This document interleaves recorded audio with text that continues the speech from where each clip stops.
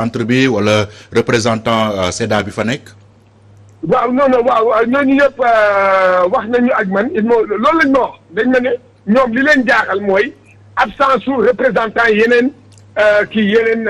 maanaam parti yi ñoom loolu la ñoom nee nañu ñoom ils ne comprennent pas xamuñu lan la ñoom ñëpp loolu la ñuy wax ñoom benn xam nga wax bi moom benn la.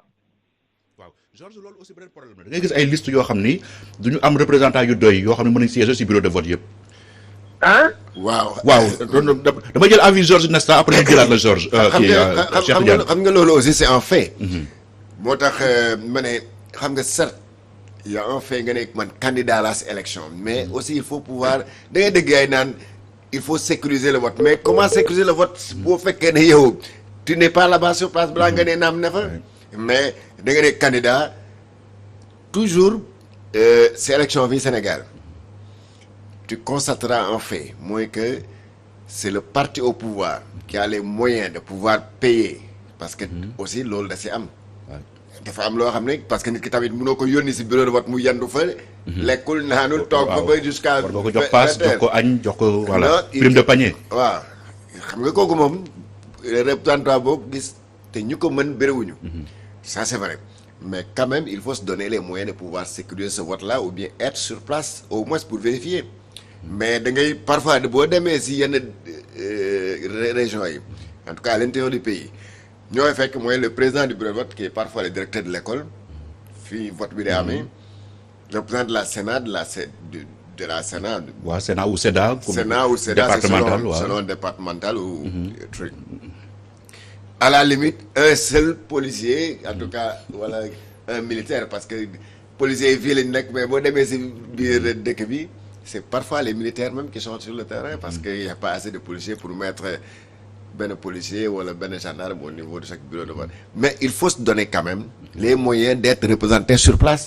mën a xam lu xew parce que sinon bu vote bi passé nga non dañ ñu sàcc fekk yow xamoo sax nu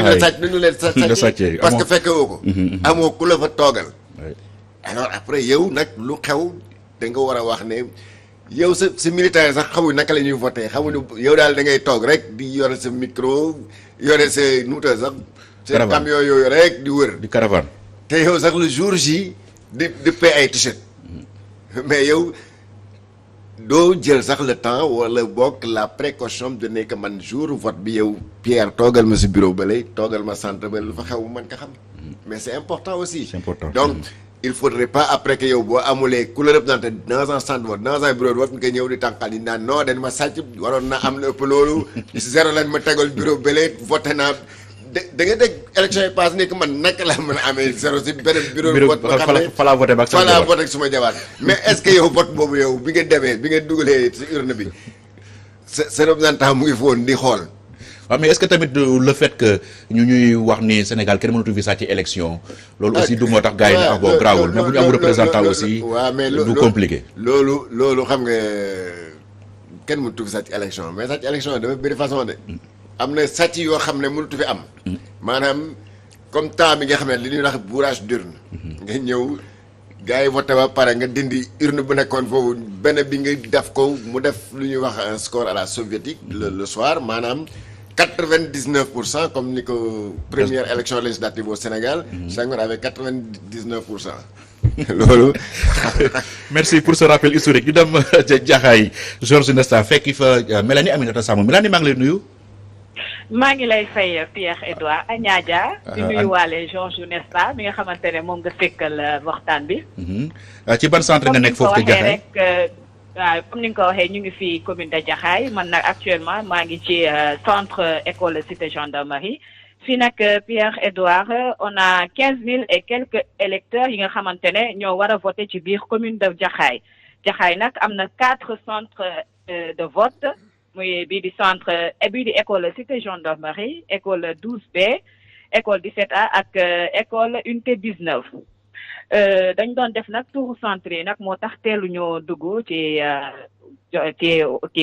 ligne bi ngir mën leen jox information yi mais instant yi ni gannaaw ba ñu defee tour centre yëpp mën nañ wax ni ki vote bi ça démarré na à 8 heures précises bu ñu sukkandikoo nag ci président bureau de vote yi nga xamante ne daje nekk ak ñoom nee nañ nag dispositif bi yëpp est présent matériel yi ak sécurité bi itam wax dëgg fa yàlla centre bi ñu jot a dem gis nañ ni seen présence mu ngi fa en masse. te it lii di bulletin yi tamit lépp mu ngi woon sur place amul woon bulletin bu manqué daanaka bureau de vote boo dugg rek di nga gis ni bulletin yëpp teg nañ ko te yëpp a ngi woon en place. waaye li ñu mën a souligner rek comme ni ko Cheikh Tidiane waxee fii ci Jaxaay on a le même problème mooy maanaam représentant coalition yi daanaka bureau de vote boo dem rek représentant wu Yewwi ak Benno moom lañ fay nemmeeku te yeneen représentant yi nag kenn xamul fuñ ne xamuñu seen ay représentant fu ñu jaar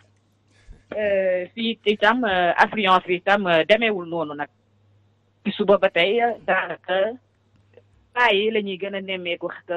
xale yu ndaw yi xale yi daanaka mooy tuuti ñoom génnaguñu massivement ngir voter comme ci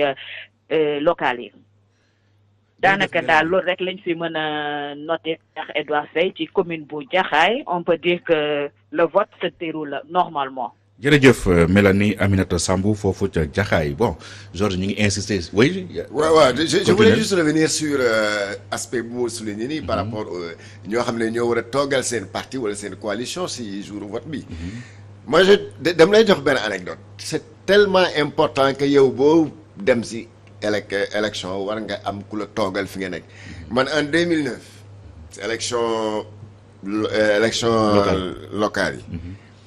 man dama demoon Fatick parce que c'était un enjeu c'était la première fois président Macky Sall demal boppam ci élection 2009 si